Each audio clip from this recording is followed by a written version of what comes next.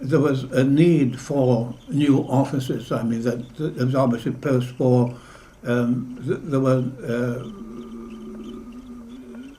the civil service going to be increased in size, and so quite early on, volunteer headquarters was pulled down, and the East Wing was the first one that was built, and the architect was then called John Charter.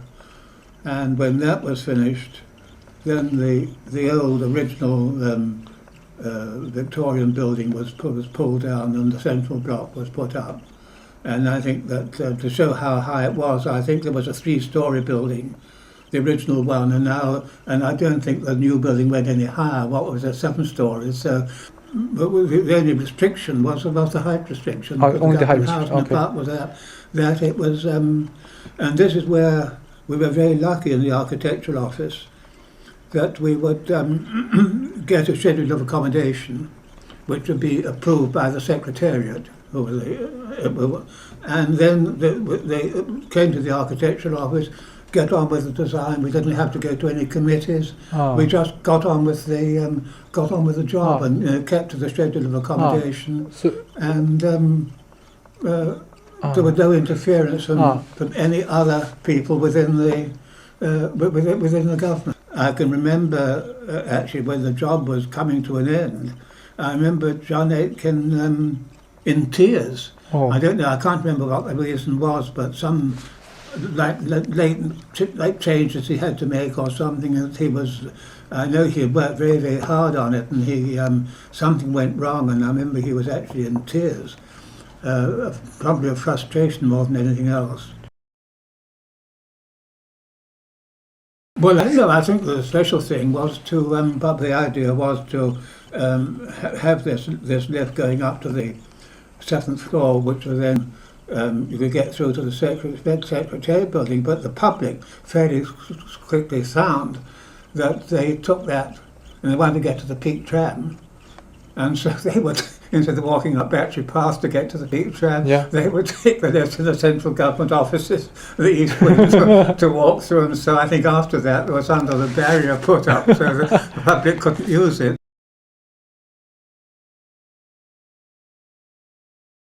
I don't think they're masterpieces, but I think they were of their period, of the 1950s. I think they're very good examples of 1950s contemporary architecture, and also one point which is very important actually, and I've only just remembered it, is the granite. It was particularly the East Wing, the Icehouse Street end was all granite, and went to a terrific amount of trouble to find granite which was not stained.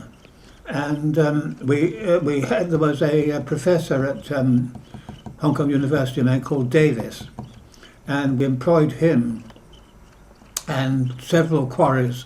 We got samples of the granite, and Davis did various tests on it to make sure that it would not stain, because there was a quarry where Morrison Hill, which was down by Happy Valley, and that was all granite, but that was not good granite. That stained. I heard it was like, and I think that the granite for the government office came from Diamond Hill, but it was certainly a lot of thought and a lot of care went into making sure that we would get a granite that wouldn't stain, and it didn't stain.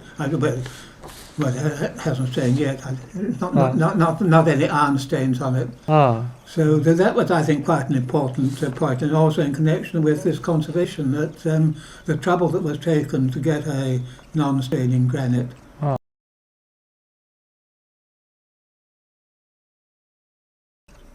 I think the West Wing was a very important part of the central government complex.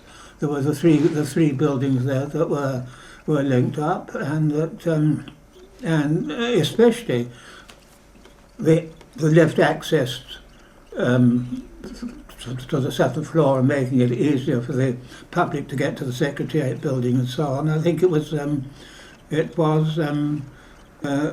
3 buildings were designed as a whole for the main government offices, and for a long time they served the purpose. I think that within the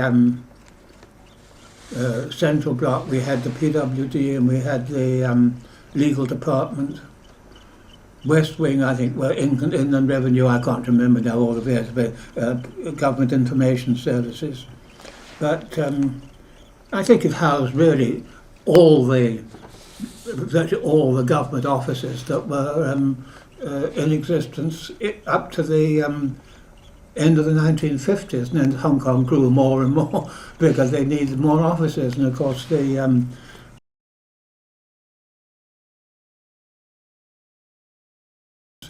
but they were all designed as a whole. You follow? They've got the three separate buildings, but they were designed as a complex for the central government offices, and I think it'd be a great pity to knock one of them down from historical reasons. I think it should be retained as a government office complex designed in the 1950s to meet a particular purpose.